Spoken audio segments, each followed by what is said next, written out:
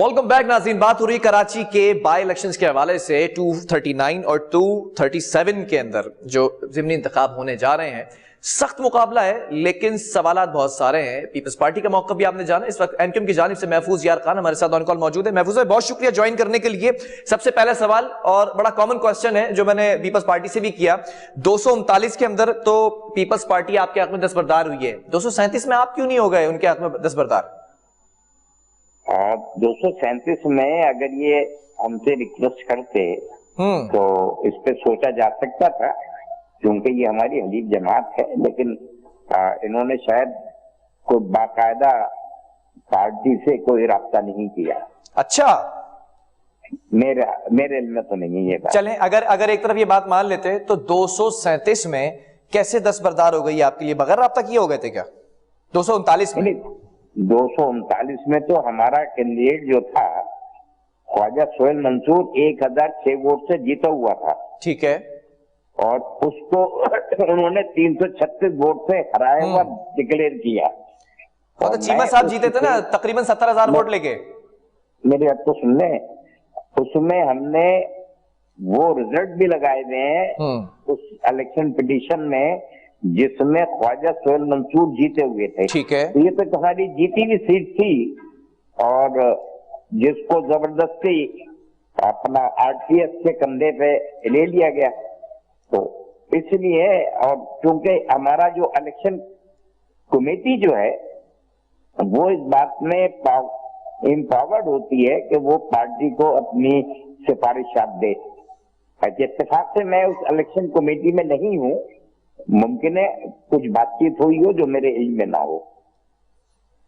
ठीक है, लेकिन सवाल तो बहुत सारे हैं ना कि राब्ता नहीं किया गया। इस वक्त इत्तेहाद है किसी किस्म का या फिर अभी इख्तलाफात की तरफ जा रही है ये बात?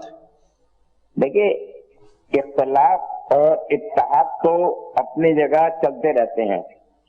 जहां पर किसी जग के मफाद को ठेस पहुंचती है तो फौरन वो अपनी दूसरी टांग भी मार देता है।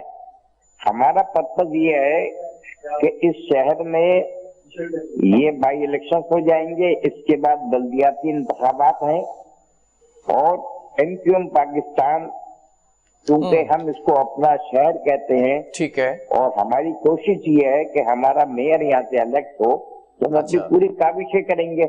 सूरत हाल ऐसी है कि मेयर मुंतखब हो जाएगा आपका?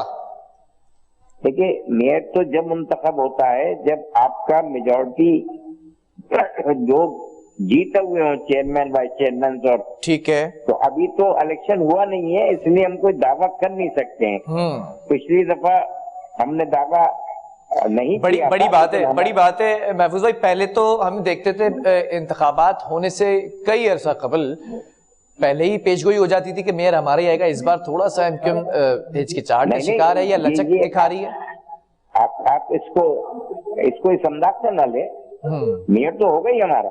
मतलब मोहतात होकर बात कर रहे हैं कि अभी ये इलेक्शन होंगे तो पता चलेगा कि फिर मेजॉरिटी किसकी होगी, फिर मेयर आएगा। जो शहर के और मुल्क के हालात हैं जी, उसको मद्देनजर रखते हुए मैं उनकी तरह जो अभी बौलाए घूम रहे हैं और उन्होंने आज ऐलान किया है कि उनका मेयर होगा।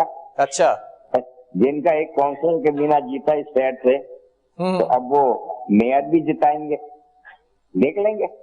अब आरटीएस अगर फेल ना हो तो हम देखेंगे। लेकिन वो फिर भी हमेशा से इलेक्शन के हक में रहे, मुतालबा करते हैं इलेक्शन होते रहे। आप लोगों ने हमेशा जो है वो ताखीर के अंदर साथ दिया है। इस बार नहीं, ताखीर का तो हमने साथ नहीं दिया। हमने जो इस वक्त के जो हालात हैं बारिश और सैलाब की वजह से, डिले की पिटीशन में आप लोग शामिल नहीं थे? किसकी? इलेक्शन डिले होने की जो पिटीशन थी वो एमक्यूएम की जानिब से नहीं थी क्या? एमक्यूएम उसमें होगी, इसलिए कि हम चाहते थे कि लॉ एंड ऑर्डर के मसले हैं और इस वक्त सबसे पहली जो प्रायोरिटी है वो ये है कि जो बारिश में और सैलाब में जो हमारे लोग नुकसानजदा हैं उनके नुकसान को पूरा किया जाए, इनके घरों को आबाद किया जाए, इनकी जमीनें दोबारा से आबाद हों और एक पुरअमन माहौल हो, उसमें इलेक्शन हो। ठीक है। तो अभी सूरत हाल क्या नजर आ रही है? खासतौर पर कोरंगी की अगर बात की जाए, आवाम साथ दे रही है? बिल्कुल दे रही है। कल आपको देखेंगे, आप कोरंगी के लोग किस अंदाज से, गालाना अंदाज से निकलकर मुत्तहदा गवर्नमेंट पाकिस्तान को मुंतखब करेंगे। और फिर कोरंगी के मलीर के अंदर तो आप दस्तबरदार हो गए। फिर एक और मसला है, ज़िमनी इंतखाबात का भी है। और अभी पीपल्स पार्टी की जानिब से जो शख्सियत मेरे साथ मौजूद थी, जैसे आपने कहा कि राब्ता नहीं किया गया, इसी तरह उन्होंने भी कहा कि भाई हमने तो पहला कदम उठा दिया, लेकिन दूसरा कदम उन्हें भी उठाना चाहिए था मलीर के लिए, दीगर चीजों के लिए, लेकिन वो नहीं उठा सके। तो ये क्या समझूं मैं, एक सर्द जंग शुरू हो गई है क्या? नहीं नहीं नहीं नहीं, आप ये जो एक इत्तेहाद में एक बुनियादी बात जो तय पाई है वो ये होती है कि किसी भी इत्तेहाद में अगर कोई बाई इलेक्शन होता है जी, तो वो सीट उस जमात को दी जाती है जिसका आदमी जीता हुआ हो या 2 नंबर पे आया हुआ हो। ठीक है। तो ये 239 में हम जीते हुए भी थे और धांधली की वजह से 2 नंबर पे भी थे, क्योंकि हमने 67,000 और कुछ 300 कुछ वोट लिए थे। ठीक है। और मलीर में चूंकि उनका कैंडिडेट पहले भी जीता हुआ 2 नंबर पे था, तो इसलिए वो पीपल्स पार्टी का हक बनता है। अगर तो वहां से तो आपको उम्मीद ही नहीं है ना, फिर तो उम्मीद छोड़ दी है। लियारी में होता तो लियारी में जो है वो इनका हमको चौथे और 5वें नंबर पे थे ना। हाँ। बिलावल साहब चौथे पे थे और मैं 5वें पे था। ठीक है। तो वो ऊपर वाले तय करते, क्योंकि पीपुल्स पार्टी का एरिया था तो मुमकिन था वहां पर हम इनको सपोर्ट करते। ठीक है। लेकिन वो हाई कोर्ट ने इलेक्शन कमीशन पाकिस्तान से डी नोटिफाई करा दिया उनके रेजिग्नेशन को, तो वो दोबारा पीटीआई के पास सीट है।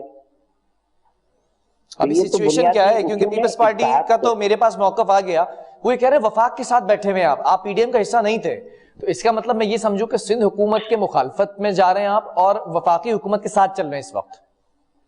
अगर वो ये समझते हैं तो उनको इसके बारे में भी समझा देंगे। चलें तो आप बता देना, आप क्या समझते हैं, पीडीएम का हिस्सा है? तो ये है, कल भी जो मीटिंग देखिए, कल जो गवर्नर हाउस में मीटिंग हुई है जी, उसमें ये बात तय पा गई है कि सुप्रीम कोर्ट की डायरेक्शन के एतबार से 140A के तहत जो है वो अमेंडमेंट की जाए ताकि मेयर एम्पावर्ड हो। ठीक है। और वो उस मीटिंग में यही फैसला हुआ होगा कि जो हमने उनको एक ड्राफ्ट करके दिया है अमेंडमेंट का बिल, हमारे जो एमपी हैं यहाँ के सीनियर डायरेक्टरेट भी रहे हैं, हनीफ साहब, जावेद हनीफ भाई ने बड़ी मेहनत करके ड्राफ्ट बनाया है। ठीक है। कल गवर्नर हाउस में उस ड्राफ्ट पर डिस्कशन भी हुआ होगा, तो जो फैसला होगा वो बाहिनी मोहब्बत और रवादारी से होगा। और अच्छा, ये सारा साइकिल जो है ना पुराना है, ये रिसाइकल किया जा रहा है। याद होगा आपको वसीम अख्तर साहब के दौर में भी गवर्नर साहब के पास बैठकर इस तमाम ड्राफ्ट तैयार किया था, हुआ कुछ नहीं था। देखिए मैं एक बात बता दूं, ये तो आप भी और मैं भी हम ये देख रहे हैं सर्किल तो चलता रहेगा। ये जो दौड़ है ये सर्किल में है, काम कुछ नहीं होना है। शायद हो जाए, अगर हो जाएगा तो हम इस मरकजी इसी शायद में तो 4 साल निकाल दिए थे वसीम साहब ने। देखिए मसला ये है कि वो वसीम साहब तो बेचारे इंतजारी करते रहे ना, आज होगा कल होगा। इंतजार की घड़ियां हमेशा लंबी होती हैं, तो एक बार फिर इंतजार करने के लिए तैयार है क्या एमक्यूएम? नहीं, अब तो हम क्या इंतजार करेंगे, अब तो इधर लो और उधर दो। मुफाहमत की सियासत? मुफाहमत तो है ही नहीं हमारी यहाँ, हम तो उसूलों की सियासत करते हैं। पिछली हुकूमत में भी साथ थे, मिनिस्ट्री भी थी, सेनेटरशिप भी थी, इस हुकूमत में सब कुछ है। सुने ना, इन्होंने वायदा किया था लेकिन 4 महीने तक गवर्नर के नामों को फाइनलाइज नहीं किया। वो भी एक बड़ा इंटरेस्टिंग टॉपिक है, मुझे लगता है वो बहस दूसरी तरफ निकल जाएगी, लेकिन एक छोटा सा इसके ऊपर आप जवाब जरूर दें। नाम किसी और के दिए गए, 4 महीने एक नाम के ऊपर बाकायदा तौर पर मनाने की कोशिश की गई, एक शख्स पैराशूट की तरह आता है और लैंड कर जाता है, ये क्या हुआ? सर एक और भी नाम था। कौन सा? जिसमें गौर ही नहीं हुआ जी, जो दिया ही नहीं गया था। अब्दुल वसीम साहब? नहीं, वो तो दिया था, वो तो साथ में था। एक और नाम भी था। किसका? जिसमें गौर ही नहीं हुआ। आपका तो नहीं था?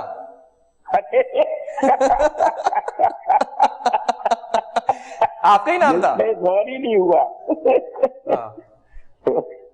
चलिए अल्लाह बेहतर करेगा इंशाल्लाह। चले, इससे कोई फायदा तो नहीं होता है। नहीं वैसे अब ये टॉपिक निकल ही गया तो हो सकता है कोई ना कोई खबर देते हैं हमेशा की तरह। आप ये नाम अचानक से कैसे आ गया? पार्टी के अंदर भी शमूलियत हो गई, फिर पार्टी के साथ इतना बड़ा ओहदा भी दे दिया। देखिए साहब, मसला ये है कि जिसे पिया चाहे वो सुहागन, हाँ, और पिया हमें चाह ही नहीं रहा है, तो हम अच्छा, कैसे सुहागन हो जाएंगे? मतलब एमक्यूएम इतनी मेहरबान हमेशा से रही है क्या? कोई भी शख्स आएगा शिकायतें दूर करेगा, ओहदा दे देंगे?